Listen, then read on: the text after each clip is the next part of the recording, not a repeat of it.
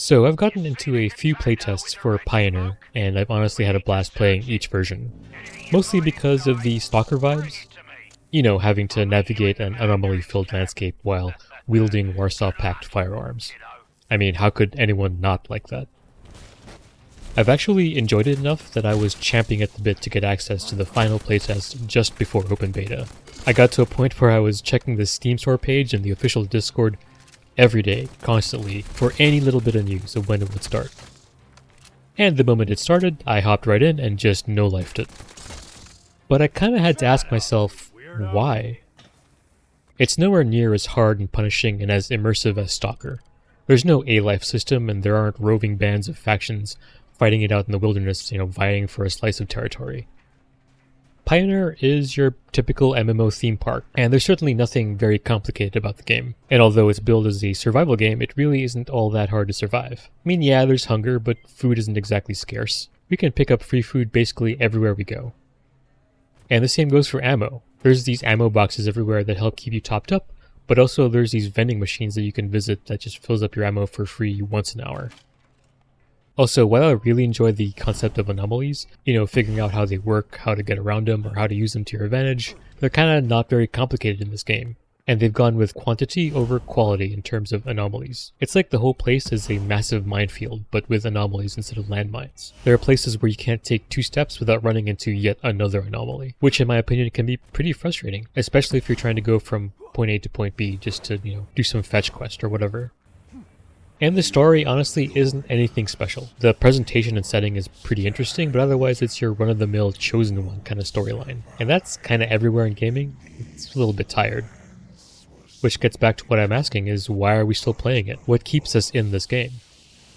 One thing that does stick out to me is the early game progression. Like in a lot of MMOs, your equipment is how you progress. Gray gear sucks, green gear is better, that sort of thing. So the best thing to do is to find, buy, or craft better stuff. After the tutorial, the game gives us a pistol and a sawn-off double barrel, and then they let us loose in typical MMO fashion. We've got the worst gear in the game, and we've got to deal with wild dogs and bandits and cultists. And so the first order of business is to, get better stuff. As we explore, we find scrap materials and parts, which is what we need to maintain and upgrade this stuff. Because gear has durability and levels, and we gotta keep them topped up or tuned up as much as we can. You want to up your damage in your weapons, you want to up your defense in your armor, that sort of stuff. Exploration also feels pretty good, but again, it's very MMO. We've got various POIs on the map, usually with dangerous stuff in between them, like anomalies and things that pop out of the ground and spit on you. So learning the map itself is key. What dangers are here in this spot, what isn't, where you can go, what has loot, that sort of stuff. And what's great is some places are hidden out of the way and locked behind puzzles. There's also things like parkour courses, or dexterity challenges as the game puts it. Of course, these aren't marked on the map, and the only way to find them is to just look everywhere you can. Otherwise, the marked POIs are, your basic stuff. Camps or trading posts or quest locations or teleport beacons. Which, by the way, once you've discovered any particular teleport beacon, you can go back to it anytime you want. And speaking of teleporting, there's a couple of ways to travel between maps. The first is that each map has an NPC called a guide, and talking to them basically allows you to teleport to other maps that you've unlocked. Mostly through the story. But also every map is kinda interlinked with each other in MMO fashion. So if you want to travel to another map, say the Murky Swamps, you can go to the appropriate exit and just go there by foot. Just keep in mind that there's PvP zones, so you might accidentally go to a PvP zone without really knowing it. That said, you can run into other players as you do your thing, which can be nice. The more of you that help clear a bandit camp, for example, the better. Or if you're dealing with the map boss, they pop up once in a while, they got this special icon above their heads. It's nice to have people that can flank them, even if they're not necessarily on your team. Of course, this is in PvE zones. I imagine interactions in PvP zones play out a little bit differently. Either way, some quest lines lead you into caves or interior locations which are usually solo or group instanced, which I can personally appreciate. Having instanced locations is nice because we can do quests or tasks without having to deal with anyone, whether they're friendly or not. But I know this can be contentious. There are some who would prefer not to have any kind of instancing at all. Let me know your thoughts down in the comments though. Crafting feels pretty decent overall. I mentioned earlier that we can craft better gear, but it's more than just that. We craft food, medicine, ammunition. We can also craft higher level materials out of lower level ones. So for example, we can turn scrap leather into regular leather, or whatever it's called. And this is important because we need these higher tiers of crafting materials, for upgrading and crafting and maintaining all our stuff. Now to actually make things, we need to find the blueprints first before we can make them, which makes sense, right? We can find these blueprints out in the wild, like randomly in a container or sitting out there in plain sight. For example, there's a blueprint to make bread at Wandering Pass. It's right behind the bartender at the food joint. Most of the time though, we have to buy the blueprint, typically from a relevant NPC. So cooking BPs at the bartender, medical BPs at the healer, weapon BPs at the armorer, and so on. And once you've found the blueprint, you can make these at these crafting benches, which you can find pretty much everywhere.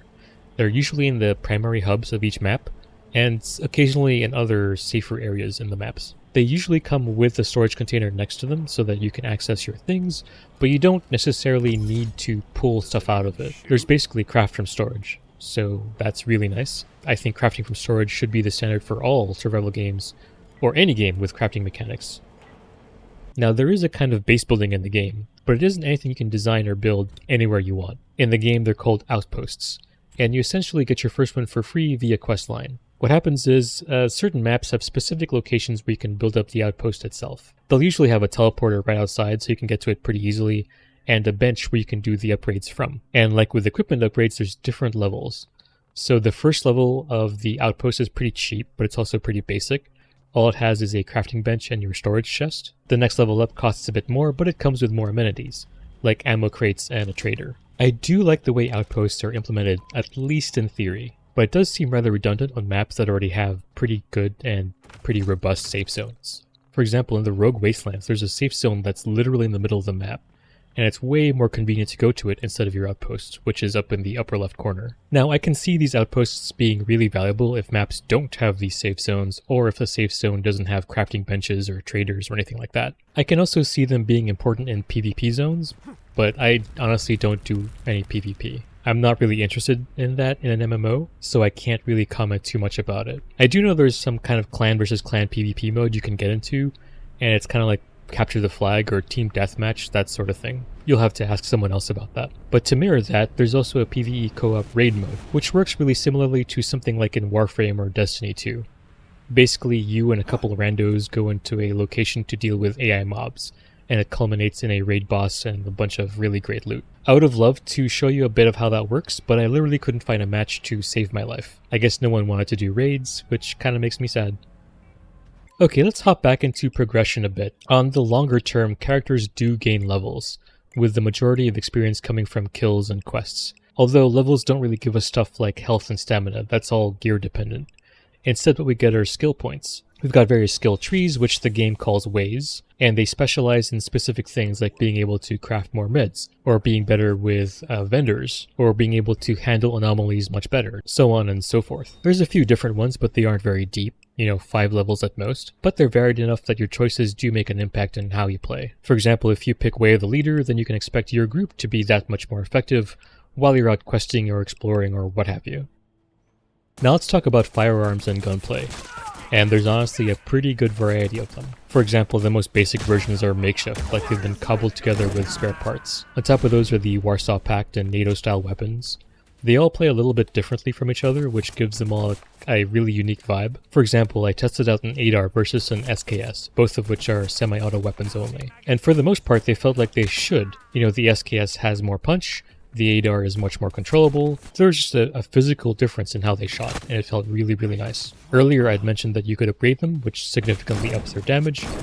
But on top of that, they also have weapon mods like suppressors and optics and all that cool stuff. All of them provide some kind of bonuses like faster reloads or less recoil, and they also have different rarities. For example, a green mod is going to be better than any gray mod that's out there. Now, while I do have to say that the gunplay does feel pretty satisfying, the gunfights themselves aren't all that exciting. The AI will reposition and push you, but they don't coordinate to flank you or otherwise find weaknesses in your position. Maybe they do in harder zones, I don't know, I never got there. But honestly, if you want some really great fights, there's the PvP zones where you can, duke it out with other players. That's where you're going to get the most of your gunplay action.